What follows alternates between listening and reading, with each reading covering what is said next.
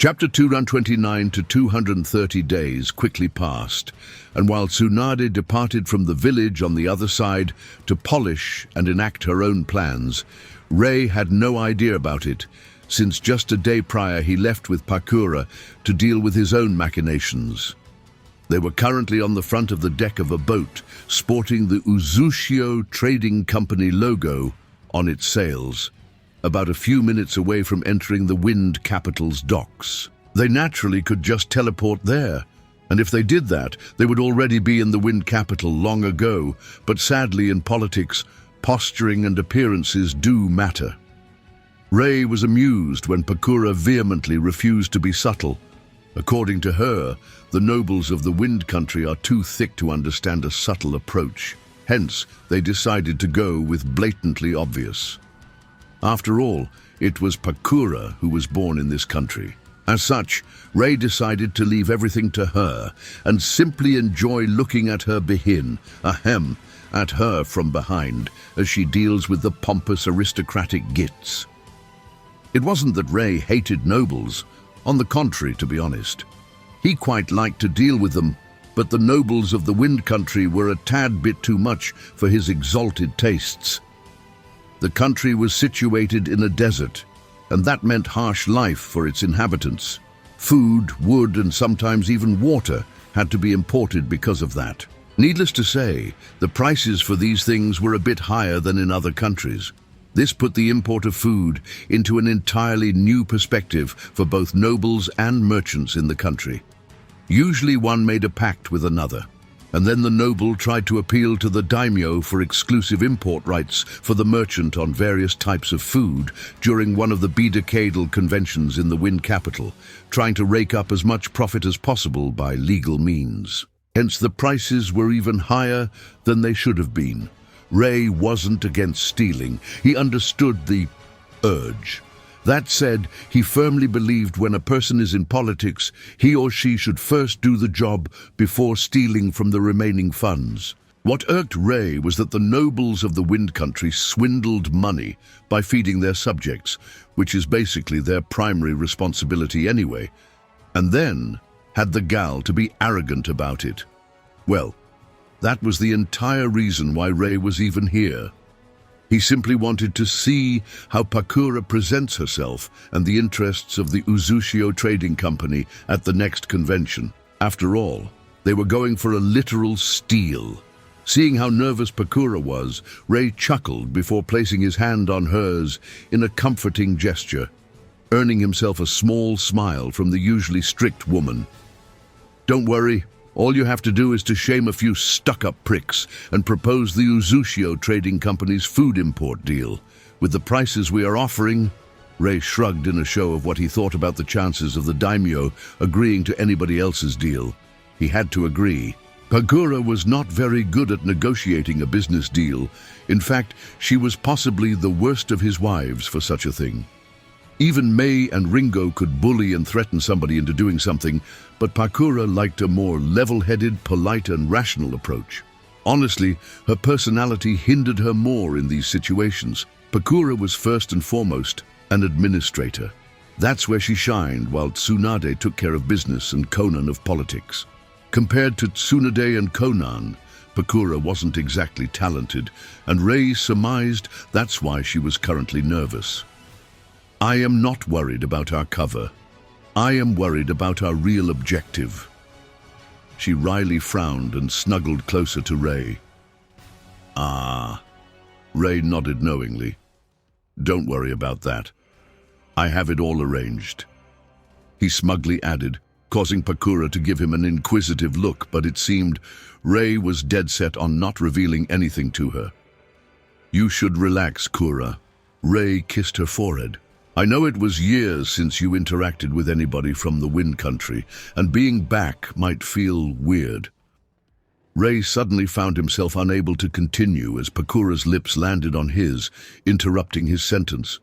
For some reason he didn't really mind as he gazed into her grateful and somewhat relieved eyes. They parted, still embracing each other, and Pakura finally smiled. "Thank you," Seeing her body finally relax, Ray nuzzled his chin on the top of her head, quite liking her shorter figure at the moment. Just remember, we are not here to cause a conflict. We are here only to threaten one.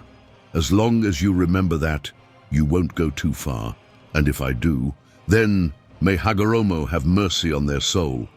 Ray snorted before affectionately whispering into her ear, "No matter my schemes and their success, in the end, you and my other 4 vixens are the most important thing to me.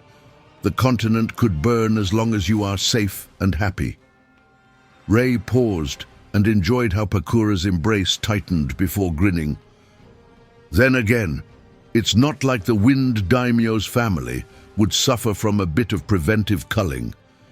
There is certainly enough of them. Honestly, the pest control of this country. Pakura rolled her eyes at that, but there was far too much amusement in them for the gesture to seem anything but jovial. The Wind Daimyo was a bad man, Ray. He is a very approachable and reasonable person. The only fault I could find with him is that he simply enjoys his women and his women enjoy his money. That's all. Yeah, and while they do so, they also birth him a whole litter. Pakura, the man has over 80 children and is barely in his mid-30s. Ray deadpanned, causing her to blush. Pakura knew this verbal battle was lost before she even started defending the Wind Daimyo. She didn't really do it because of any lingering loyalty. She simply liked the reluctant jealousy in Ray's eyes when she talked about the man. Then again, the Wind Daimyo did spend a considerable time sending her offer after offer to become anything from concubine to consort, all the way to proper wife when she was still a Suna Kunoichi. For her, it was a very cute and satisfying feeling that Ray felt so possessively about her. It made her feel wanted and appreciated. Ray, on the other hand, decided it was not worth further discussion. The man was the goddamn ruler of his country, and currently he had 38 heirs, with various women ranked from maids to nobles and everything in between, not even counting the daughters who would be interested in inheriting the throne through either marriage to one of their brothers or, well, more violent methods. Ray was going to enjoy spectating that particular succession battle, that's for sure. Fortunately for both of them, the Wind Capital Harbor peeked from the horizon, ending their discussion as they enjoyed the marvelous sight spreading in front of them. Ray and Pakura sat on their knees on the plush pillows. In front of them, a well-decorated wooden table of low height, barely reaching their waist. They were located in the corner of a massive throne room of the Wind Daimyo, unnoticed because they forgot to mention to the waiters which company they represented, simply saying they were here for the food import convention. Since anybody could turn up as long as they represented a food-producing company, nobody really paid much attention to them in the chaos of seating and serving all the guests. Ray was amused that nobody even asked the name of their company, while Pakura looked mutinous at the mere thought of such disregard for safety, taking notes of what the organizers did wrong, so when she has to organize such an event, she will know what needs special attention. As for their seating, the more important one's company is, the closer to the daimyo he was to be seated. This was something everybody was supposed to know. Hence, when they didn't complain at being given a seat as far away from the ruler as possible, even the waiters simply dismissed them, not even bothering to ask about their identity. In the end, it wasn't as if some no-name company had a chance to get a deal. The real moneymakers were firmly in the hands of nobles. It was less of a competition between the merchants and more between the nobles, where the merchant supported by the winning noble got the deal. Granted, every once in a while some lucky upstart earned rights for this or that product, but in the grand scheme of things it didn't really matter. The market was firmly divided between the main players and everybody knew it.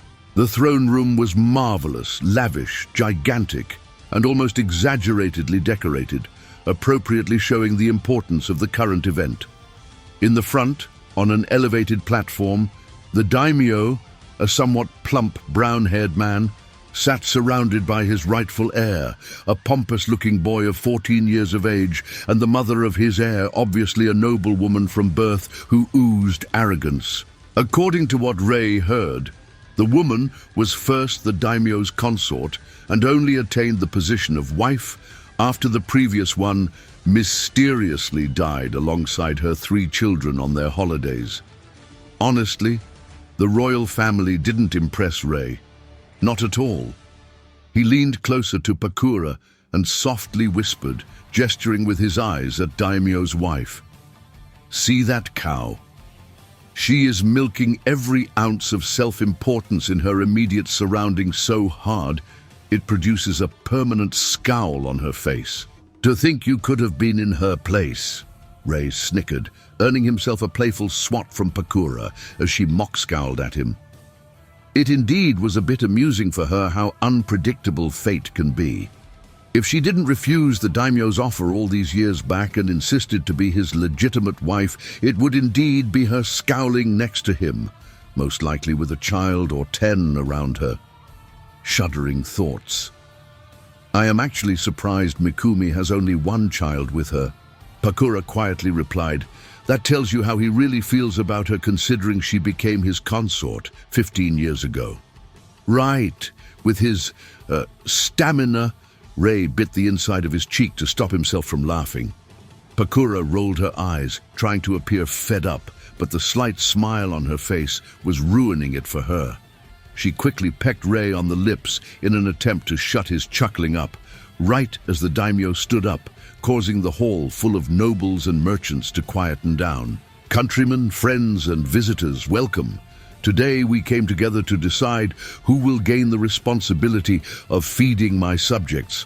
I am pleased to see so many of you here, prepared to present your offers and willing to make a trading agreement with me for the next 5 years. That said, I formally open the Wind Country Food Convention. Before we start with the main point of this day, I would like you to partake in the hospitality of the Wind Country. Please enjoy the feast." The daimyo's surprisingly pleasant voice spread through the room, causing a moderate cheering and clapping before the servants started serving food to the guests. It was a tradition to have a monumental feast with loads of food from every corner of the known world before the main event began. That's actually why so many guests turned up despite knowing they will likely be leaving without getting the deal. After all, it wasn't as if they could not sell food in the Wind Country. It was just that the winners today will get many advantages, tax exemptions, and benefits that would actually make selling their food products even more profitable. Rei and Pakura quietly ate in peace, enjoying the delicacies served to them, acting as if it was a date and not an important political event. At times, they affectionately fed each other, all the while whispering small, sweet little nothings, completely ignoring the bewildered stares of their neighbors from the tables around them. When they finally noticed how much attention they garnered from those around them, Rei simply put his arms around Pakura and started kissing her, despite her weak protests. She was simply far too eager in returning his affections for the protest to be real. Neither of them cared what the people around them thought, since nobody wanted to make a scene. They also sat too far back and in the corner for anybody of much importance to pay attention to them. Even the daimyo on his elevated platform overseeing the whole massive room would have a hard time spotting them. As the couple expected, their neighbors simply tried to ignore them in between all of the concerned and embarrassed glances they threw at them. It wasn't as if the busybodies could loudly protest or something. Needless to say, both Pakura and Rei were proud of themselves for making so many people uncomfortable. 2 hours later, the feast slowly started to near its end, and Pakura suddenly noticed a man near the daimyo. Instantly poking Rei, she discreetly pointed at him. The exuberating man in the lavender frilly kimono is Harasawa Kuroto. The sly-looking black-haired man sitting next to him is Karano Kyo from the country of rice. "Ninja, eh?" Rei pointed out as he felt the man's chakra reserves. "Not a retired one either." Rei frowned. Ninjas did not sell crops for their country. That was a waste of talent and resources. Sure, it can happen, but ninjas indeed do occasionally retire. But these usually do not have Jonin-level reserves, and their chakra doesn't flow as if it was regularly used. Ray looked suspiciously at Pakura. Rice country, you say? Pakura nodded. In the last convention, they won rights for the import of rice and some other crops. Rice country is known for its agriculture, and for some reason, some years back, their business policy was completely overhauled. Nobody knows why or where the earnings actually end up. She eyed the sly-looking would-be ninja next to the Wind Country nobleman. They would be our main competition, and I don't expect a fair fight. And the girl? Ray pointed at the sandy-haired girl sitting next to Kyo. It's been a long while since I saw such a petulant, dissatisfied pout on a high-born woman. Yeah, that's Harasawa Haruko.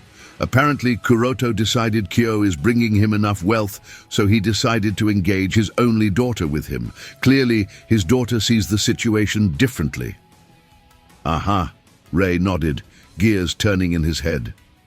Say, is she the only child?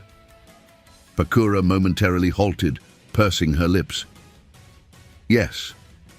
She carefully pondered Ray's quiet suggestion, tilting her head, watching Kuroto as if he was prey. Good point. Maybe we could promise some aid.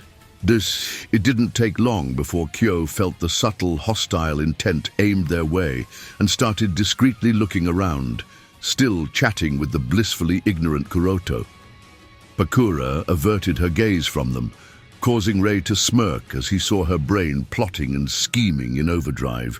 He had to nudge her in an attempt to make her stop for the time being. I just found Rasa, the right side of the room, near the wall, shrouded by some concealment seal. Damn, he really must hate the Wind Daimyo if his glare is any indication. Yeah, as you can see, Mikumi is quite tense and slightly leans to the left every time Rasa looks his way. I noticed the KasiCair in the first 15 minutes. Pakura distractedly confirmed, still shrewdly glancing between Haruko and the Wind Daimyo. To think she was such a ball of nerves before, Ray thought proudly. He wasn't about to bring Pakura's attention to her state, but he was satisfied with how she held herself. All it took was to redirect her attention towards work. Typical Pakura. He reminded himself affectionately.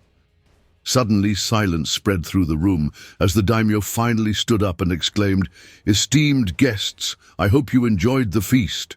Now, let the main event begin."